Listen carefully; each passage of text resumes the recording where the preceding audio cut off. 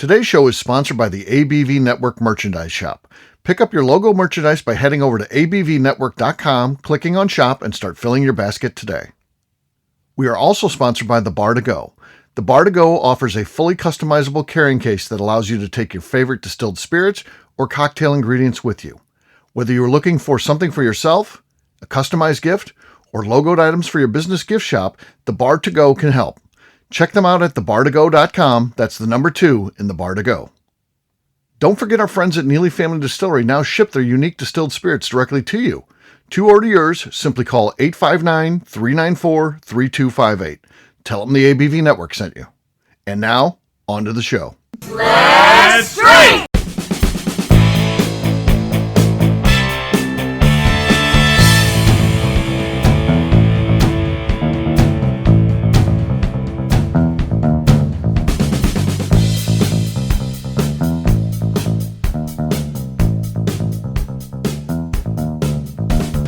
Welcome to the Bourbon Daily, the podcast about everything bourbon delivered to you every day of the week.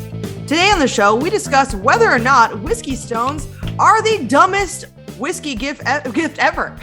My name is Miss. We are at holiday gift giving season. Please join me welcoming my co-host, Steve Akeley, along with our special guests, Nate Weinegar, Danny Kennard, and Jim Fosnot. Hey, gang, what's up? Hello. Howdy. Hello. So, yeah, we've got an interesting show today. We're not going to spoil it. We're not going to talk about whiskey stones right now. That's the show. So we'll get to that after the break. For right now, Ms. Beka Sue said there's something she wanted to talk about. What is that? So since we're talking about dumb things, Royce and I had to drive down to Gatlinburg, and we listen to podcasts when we're driving, and we often like to listen to Criminal, and we listened to one about Sealand. Yeah. Sealand. So Sealand is a micronation off of the UK. Okay. And the way it started was Rob Bates was a radio pirate, and so they would be playing music towards the UK because you could only play like classical music and you couldn't listen to the Beatles or like anything else that was cool.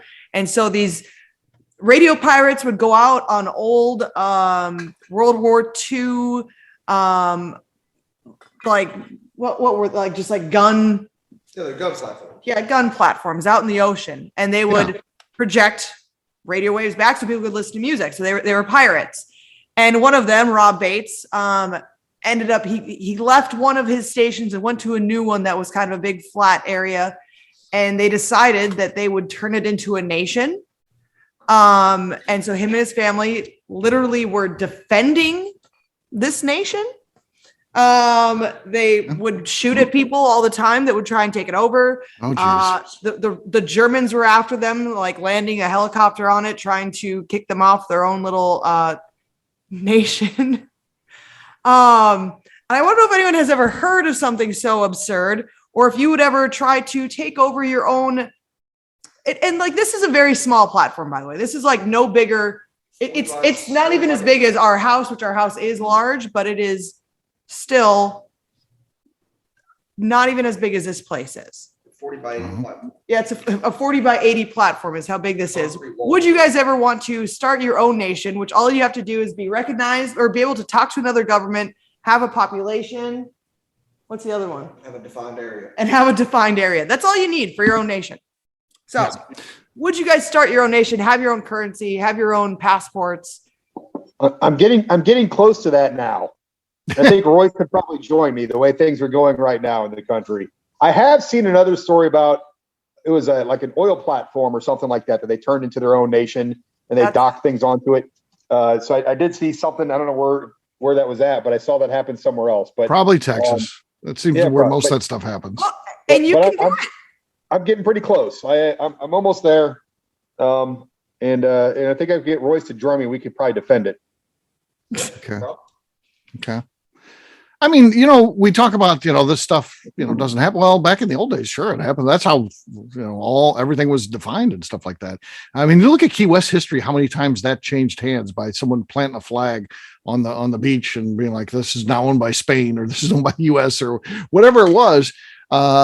Commonplace. But would I do something like that? No, nah. I don't have the time. We listened to this entire thing about I this. got too many guy, podcasts I got to put on. Yeah. about Rob Bates and the bullshit he was putting him and his family through.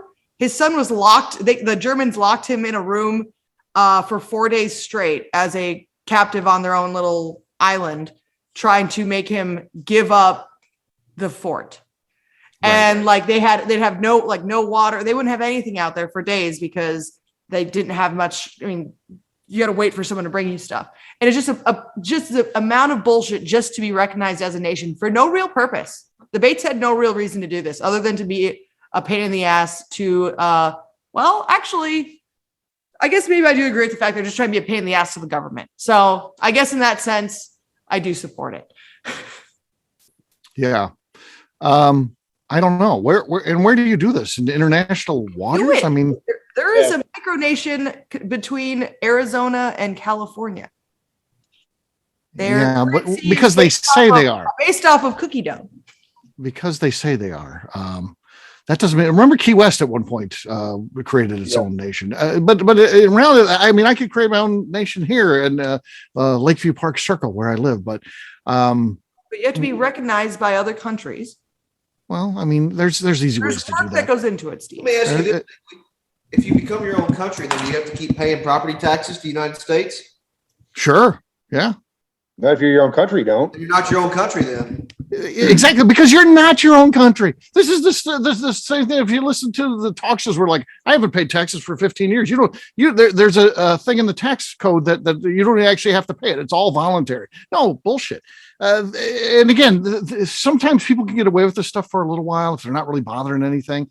You hear there's a couple of these going on in Texas where they've got enclosed areas. They don't ever leave them. They grow their own food, and the government kind of lays off them because it's bad PR to go in and take over where they've got kids and stuff like that.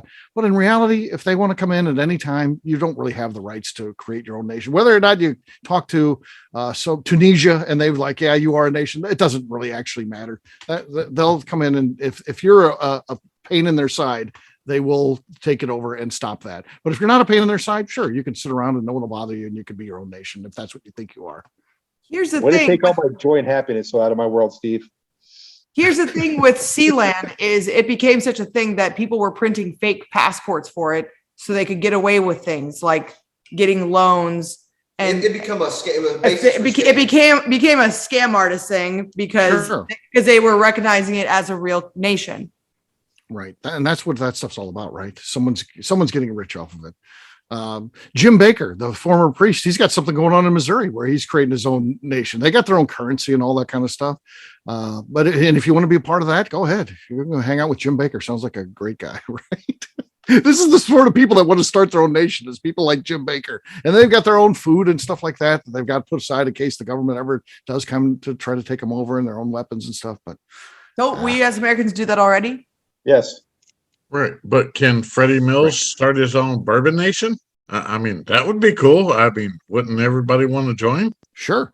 You should do that. And then don't tell the government you're not going to pay taxes. You're making bourbon and selling it, and see how long that nation lasts. Look like Ruby Ridge. You're right. Right. Waco. Well, Nate probably can't weigh in on this. He works for the government. So, I mean, I do have my own nation, though. I drank a bottle of Lefroy whiskey, and it told me that I got my own patch of land in Scotland, and I've turned that into my own country. So, yeah. There you go. Love it, man. There you go. Was that the show, though, Beka, that, I mean, wasn't there a movie about those guys that were the radio pirates or something like that? I remember watching one time. They're crazy. Like, they were, like, actually just, like, shooting at people all the time and throwing what are they called? The Molotov cocktails at people and stuff. I mean, like, they were, but I mean, all the government really had to do was just, like, blow them up if they wanted them gone. Right. He did. Rob Bates had a hot wife. Somehow he got her. And she stayed on a fucking platform out in the middle of the ocean. Huh. And they stayed there. It's still there. There's 27 people that on the population, and the whole thing started back in 1978. Yeah. Been there for a while. Yeah. Well, we've got some of that in Missouri. Danny just visited Uranus, which isn't really an official city in Missouri, but some guy decided he bought a shopping center and said, hey, this is the city of Uranus. And there's billboards all over now. Have fun in Uranus. Come to Uranus. Fudge shop. There's a fudge shop there, Yeah. and they actually literally say, "Thank you for letting us pack your fudge in your anus." Yeah. So if you buy fudge from there, there's So this is what you end up when you allow people to create their own nations. You get people who make Uranus jokes, which is not bad. The guy's having some fun. He's marketing. Yes, but he makes it sound like it's a town, but in reality, it's just a shopping center. Really, people having fun. Like, it is funny when people decide to do their own thing. Like, one big boating company, whatever, like a research company, will put it out to the public to pick out what the new name of their boat was going to be, and people could submit different names. And the number one name that everyone was picking was Bodie McBoaterson. And so they went with option 2, which was like an actual good name. They're like, no, we're not. We're not doing We know that we said you guys could pick. Like a Navy ship. But you guys named our boat Bodie McBoaterson, so we're not going to do that. We're not going to do that. Yeah. The general public will do the dumbest thing that they could do if they're given the option. True. That was like for the British Navy or something like that. It was like something official that wasn't for. I remember reading about so that. they couldn't name it that. There you go. All right. Well, it is now time to drink. What is everyone drinking? Let's start with Nate. Nate, what do you got there, man?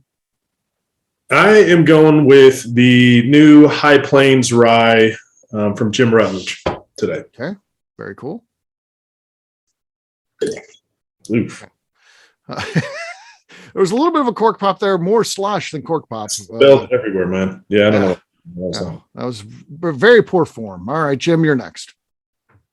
I'm going with some Booker's Bardstown's batch. Okay. I get it open. That was good. That was actually very good. All right, that's our lead. Next up is going to be Danny. Danny, what do you got? I have a loved bottle of Ezra Brooks Cast Strength. Cast strength. Okay. Okay. Not enough. Jim has the lead. I'll go next. I've got Yellowstone here, just the regular Yellowstone. Nothing fancy. This is just the shelfy version. They're 93 proof. Here we go. Almost inaudible. Just absolutely terrible. Jim's got the lead, but Miss Beka Sue still has to go. What do you got, Beka? I'm going by proof on all these. So I think this one is next. It's 104 proof. Flying Rye again from Neely Family Distillery. Really good. Not quite as good as Jim's, though. So just not quite enough there. So show number 3, after she had the sweet stuff early on. How you feeling, Beka? Are you nauseous? I do feel like a little bit more warm. I don't feel drunk. I just don't feel like I usually don't eat a lot of sweets. And so I don't know if it's just like. Oh, yeah. Stick around for episode 4, gang. She's going to start hurling. Cheers, gang. Yeah, I'm going to start just puking my guts out on everything. It's going to be horrendous. Cheers. Cheers. Cheers. Congrats to Jim on the big win there. What we'll do next, we'll take a quick break. And then when we come back, we're going to talk about whiskey stones. Is that the worst gift idea that there ever has been? We'll do that in just a few.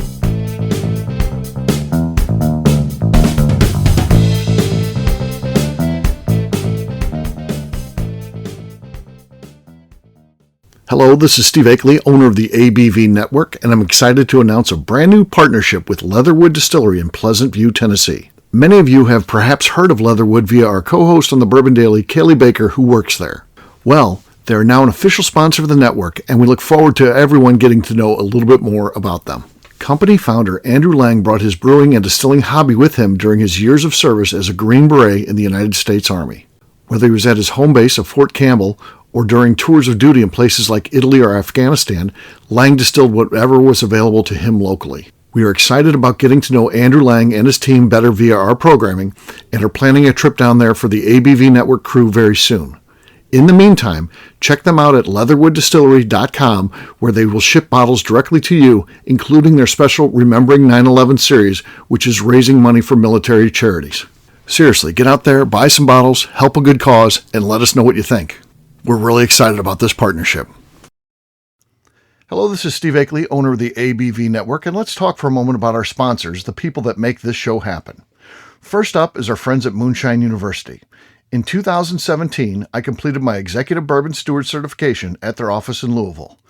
The information I learned through lead instructor Colin Blake and their team there is something that I continue to draw upon frequently in my role at the ABV Network. It truly is the standard of establishing a benchmark of knowledge of the bourbon industry. From history to production to brands and people, it's all there. Check out their full listing of programs, including Executive Bourbon Steward Certification, production classes if you're considering starting a distillery, and much more at moonshineuniversity.com. I also want to talk about Neely Family Distillery. Back in May of 2018, I met Royce Neely at Limestone Branch's Craft Bourbon Festival. It ended up not only being the start of a great friendship, I started to truly learn about what makes craft whiskey so amazing. You see, I had been a bourbon drinker for over 30 years at that point, and like many people who had been drinking bourbon a long time, I was hard-coded into thinking big bourbon was where it was at and craft was on a journey to get there. Spending time with Royce and learning the things he does to make his whiskey taste better started to really get me to appreciate how things like sweet mashing, open top fermentation, pot distillation, and the grains you are using not only makes your product taste better coming off the still, but also out of the barrel as well. I still love heritage brands and they make up a bulk of my collection. But when you find a craft distiller that is truly dedicated to the craft of distilling, you are drinking some of the best whiskey out there on the market today. That's exactly what's happening at Neely Family Distillery today. Check them out on the web at neelyfamilydistillery.com, or better yet, stop by and see them at their distillery in Sparta, Kentucky. And now, back to the show.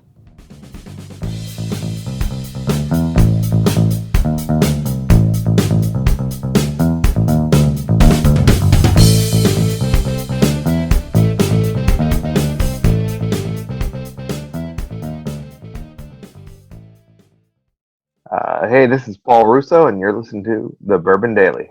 Welcome back to the Bourbon Daily. Today we're talking about, are whiskey stones dumb? Yes. Are they dumb? So this is Whiskey Stones time of the year because, there's a lot of bourbon and whiskey fans out there. And then there's, whereas we're at holiday shopping season, people want to find something for them. We as whiskey or bourbon fans are tough to buy for those that aren't really into bourbon like we are. They don't know what we've drank, what we haven't, what we're interested in. Some of the things that we want might be too expensive. So they want to find us something that they feel is a little bit different that we don't have. And I think they fall trap or victim sometimes into buying these whiskey stones. They think, this is something kind of cool. It won't dilute your bourbon. You put them in the freezer and they chill down, and then you drop it in your drink and it doesn't dilute the bourbon. So I'm helping you with your enjoyment of whiskey. But is this the worst idea ever? Nate, do you love these things? You know what? I've gotten. I used to have a refrigerator full of these things. Of course, yeah. People give them to you. Yeah, and I don't. I don't get upset when I get them, or I think it's the worst gift because I think they're trying to think of something that maybe I enjoy, or they want to try and. It's not on them. Let's be kind. Yeah. Let's be kind to your friends that have given you these. It's not on them.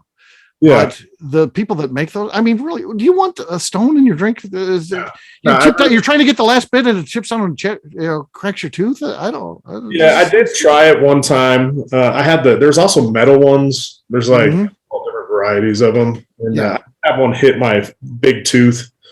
Right. And it wasn't good. But it didn't, I don't even really know what it did. It didn't chill the whiskey or do anything for me. So, on a scale, it's the thought that counts, but they are shitty gifts. Okay. Yeah. I just wanted to be clear. I'm not making fun of the people that buy them for us because they're trying to think of something unique for us. So we're tough to buy for. It also leads us to the discussion of what does Nate look like? A lot of you probably haven't seen him. Of course, he's only got one big tooth in the front of his mouth. So that whiskey stone hit that thing. And that's pretty dangerous. If he loses that thing, he's off the corn on the cob, no doubt. So. I like how you said it hit my one big tooth. It was funny. I don't know. But actually, if you've seen me, you know I have two big fucking teeth. The reality is that I interviewed you on YouTube. So that was a great interview, by the way. Very, very many people like to watch that one. That's good. So I ran into Nate at the Bourbon Festival in his natural element. Jim, what do you think of the whiskey stones? So I don't think it's a horrible gift. My issue with it is how many times I receive the same gift. So I do occasionally, I don't use it in my whiskey per se, but I use it in my cocktails. Like I'll make a Manhattan over ice, shake it, and then I pour it over whiskey stone so it doesn't get diluted any further. So I'll do that quite often. Occasionally in the summertime, I'll put a whiskey stone in. but I've probably had 10 people getting whiskey stones over the last 3 years. So that's my issue is it's overgiven. To have one set of whiskey stones, that's okay. But to have 8-10 sets of whiskey stones, no. Yeah, we're gonna have to talk to Scott because you and I, as we look to open a liquor store, my vote is against the whiskey stones carrying them. And I don't care if we can make money off it or not. I hate them that much. You like them? We got a split vote. We're going to have to go to Scott for the tiebreaker here to decide whether or not we carry whiskey stones. So if we do, it's on Scott. We know who. I'm about the money, Steve. Let's make the money. All right, Danny, what do you think? Whiskey stones? Okay. You like those things? Well, actually, to tell you the truth, I'm about to aggravate you again. But in my honest opinion, at first I thought that I tried ice in my whiskey and everything else or my bourbon. But and then I thought it needed to be cold and everything else. But then once I started listening to somebody like Gary from Woodhat, that whiskey was actually made to be drink warm, and he was explaining the proper way to hold your Glencairn so that your hand warmed up the whiskey and everything. I mean, it was educational on that part. And then, I've run away from the whiskey stones. I've had the metal ones. I've had the little small cube ones. I've had the bigger things. Yeah. So you like them, but you don't use them now because Gary told you not to. Well, I mean, to summarize, that's the correct, right? Huh? To summarize, that's what you're saying, right? Yeah. No. So you're a sheep. No. I'm excited. No, I'm not saying I'm a sheep. I'm glad Gary didn't tell you to jump off a cliff because you would have done it. No, I actually see what Gary was trying to tell me because, I mean, plain and simple, I mean, once you start chilling down that whiskey and everything else, you start chilling the natural oils in it and everything else. So, in my opinion, I mean, to get the most flavor out of everything, you want your whiskey warm. Right. So it sounds like you don't like the stones, but you are saying you like them. No, I don't anymore. I'm just happy at first, that's what I thought I wanted, but I would say no against them. Okay, all right. So Danny, at the end of the day, Danny's a no on these things. He's not a Whiskey Stones fan. Beka, you and I have talked about this. Freddie Mills approves. Steve, one time we had people throwing a bunch of money at us to just use them, and I couldn't do it. And I was like, Beka, do review these Whiskey Stones. She's like, I'm not doing that. We couldn't even have people take money to do it. It was so bad. Steve, I'm about to just piss you off again. Okay. I actually put my Whiskey Stones in the microwave and I heat them up and I add them to my bourbon because it just enhances the flavor a lot more. They say that lukewarm bourbon is actually better for your palate. So how long do you actually microwave them for? You nuke them for 20 seconds. That's it. Okay. It warms them up real nice. Only the metal ones. The metal ones are the best. The metal ones. Only the metal ones. Yeah. No, not the metal ones. That'll blow up your microwave. I'm not that much of a Freddie Mills yet. I also make sure to leave my bottle. I leave it out in the sun on a nice warm day all day long. Oh, good. But it also it's already warmed up. We call that it's kind of I don't like that stone, but it's just the sun. It's like a sun tea. I get it. I've had it happen before where bottle's been sitting in the sun and you pop it and you put it in the bottle. It's no good. I don't like bourbon when it's hot like that. Ugh. You know what I like to do? I like to shake my bourbon. I shake the shit out of it before I drink it. It usually makes it taste better. Yes. I like mine stirred personally, but that's just neither here nor there, I guess. Yes. I like to run mine through 8 coffee filters to take out any of the flavor that's left in there. So that's what You're I do. A coffee chill filter guy. Yeah. Sorry, but y'all are starting to sound like the assholes I see it on the internet. No, Danny, we are the assholes. we are the internet, my friend. Yes. Yeah. Yeah. Beka with her. Danny needs a magic flask. You got any of those left, Steve? Yeah, I've got a magic flask. Yeah, we'll have to try that out again, Danny. Yeah. You're starting to sound Yeah. classy.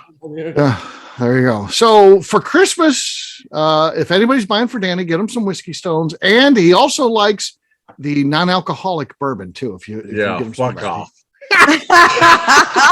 Danny. We had Danny drink some of that one time at a party, and he was not. Uh-huh. If you get him some Texas A&M logoed whiskey stones too, that'd be perfect. Yeah, Fuck off, Jim. or Oklahoma, or Yeah, no, he wants Oklahoma. Fuck off, Steve. Royce in the back. Freddie Mills approves of all.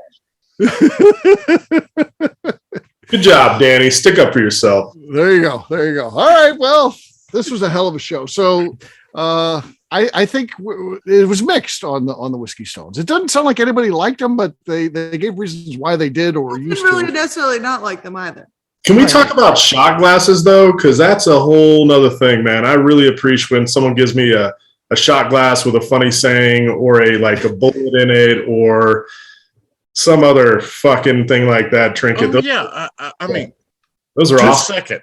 Oh, good. I've Danny's got got a collection. I can't wait. Danny's got something he wants to show us. Royce got one that has a set of knockers on the shot glass. Uh-huh. He Oh. got that from Uncle Bones. Uncle Bones, of course. Makes sense. And so if you do take a shot at our house, you have to have it knockers towards your mouth to take the shot. Uncle Bones. Required. It's perfect. You got to motorboat that shot. Yeah. There's no doubt. Yeah. In his will, that goes to Royce when he passes. All right. Danny's got his penis pump, apparently.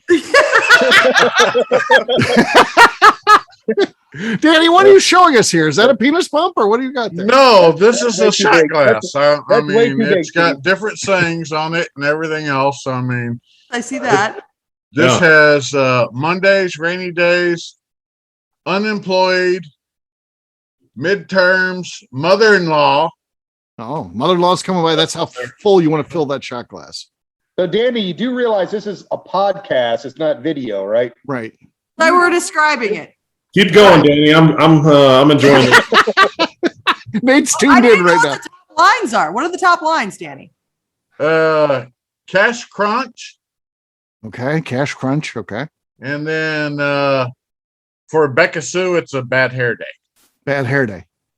So you have it all the way full. If it's a I bad mean- hair day. That's the biggest shot that you take is because you have a bad hair day. Bad That's hair day. more Nate than it is for me. Yeah. Mhm.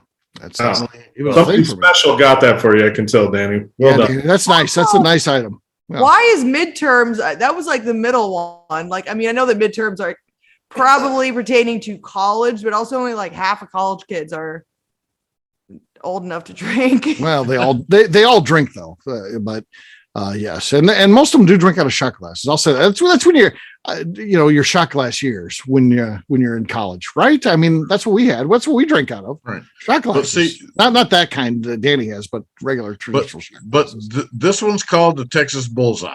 So, I mean, Wow. it is what it is. But like I said, I mean, plain and simple, if you're actually taking a shot, then you want to fill it to the top and just keep on. Hey, I don't believe it. I don't believe you that you use that for a shot. Will you fill that up to the top and take one for us, Danny, please? Yes, Danny, you're having a bad hair day, Danny. Your hair looks like crap, Danny. Yeah, that's right. Go for it, Danny. Let's see. Danny's having a bad hair day. Let's see what he's got here. Here we go. Dan, take your hat off when you do this so we know that it's for real. All right, let's see what the hair is looking like. Here we go. Okay. Oh, Oh, yeah, that's a bad hair day. It's Jesus. askew. No, Danny had hair. Oh,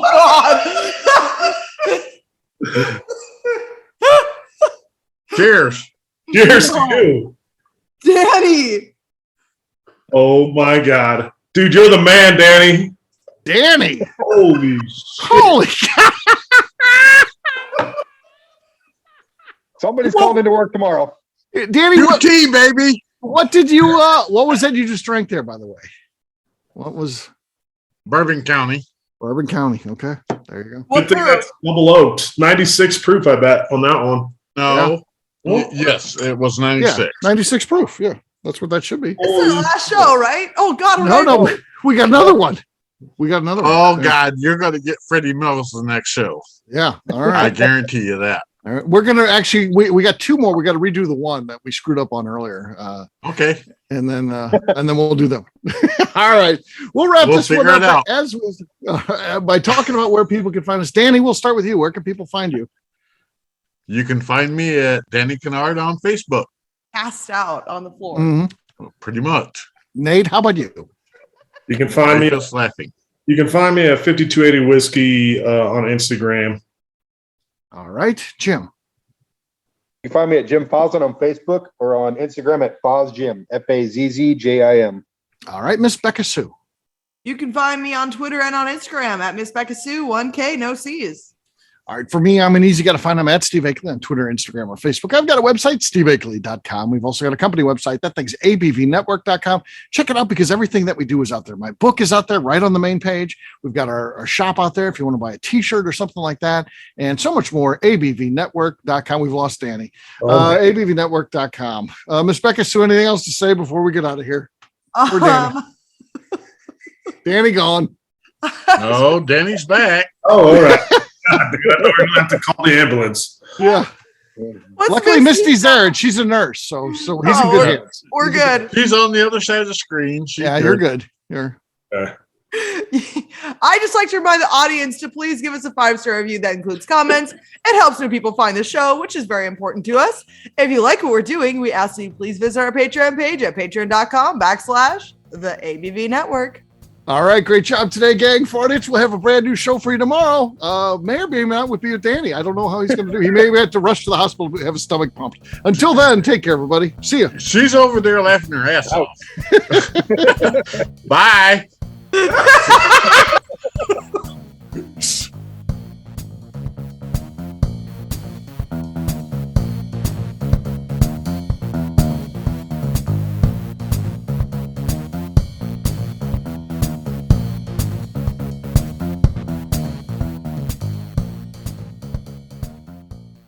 Before we finish the show, let's chat for a moment about Moonshine Still Pro.